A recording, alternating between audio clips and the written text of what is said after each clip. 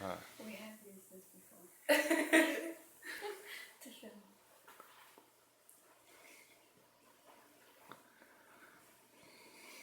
Good evening, ladies and gentlemen.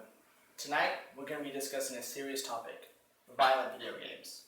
Now, Harvard University believes that 97% of all American teenagers have played violent video games.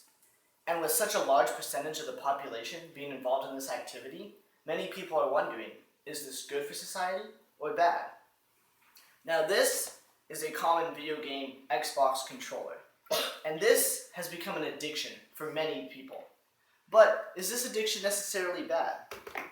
We're going to be looking at 3 different types of video games. The first are sports games. Now, when I decided to play football in high school, I didn't know anything about the sport. I didn't know how to play. I didn't know what the different types of plays that you could run were, the different positions. And so when I tried to play on the team, I was just really dumb and didn't know what to do. So what I did was I went out and I bought a new video game. I bought this one, Madden 10, a football game. And I played it at home after school and after football practice. And this game, it taught me the different positions, the different types of routes that receivers can run, different defensive formations, different places you can run, and different objectives of the offensive pass to get the first down. This game provided a great educational way for me to supplement my schooling system and actually taught me how to play football almost better than the coaches themselves did.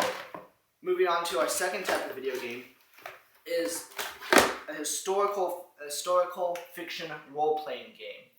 This particular one is called Assassin's Creed. Now, a historical fiction role-playing game is when the developers, they make up a person, but they put him, and the person you control, they put him in a situation and in a story that's completely historically accurate. So in this one, you play as some assassin who goes around killing people. And yes, there is violence, but that violence is counterbalanced by the massive amount of accurate historical information that it just permeates the entire game. The entire environment you're in is accurate. They spent lots of time designing the virtual environment to be accurate to historical Boston to New York, and all the events of the Boston Tea Party, the Boston Massacre, all your common American history events are all as accurate as can be. I'm in dual credit American history, and I actually just took my final and I pulled off an A+ in the class. And I accredit those good grades largely in part to the great foundation I received from video games in American history. In a sense, I had already taken American history 2 years before this year by playing video games. It taught me about American history. Our third type of video game are the most debated, and those are the shooting games. When the entire point of the game is you walk around as a soldier and you shoot people. How, you ask, can this be helpful for society? Okay, maybe the historical role-playing games are good because the little violence are just outweighed by all the massive amount of historical details. And maybe football and sports games are good because they teach you how to play the actual sport. But how can a game in a made-up world with made-up people be good when all you do is kill other humans? Well, according to Ryan Hall at Florida International University, video games act in a similar way as roughhousing as young boys. It's a healthy way to relieve aggression so that it doesn't have to be taken out in society.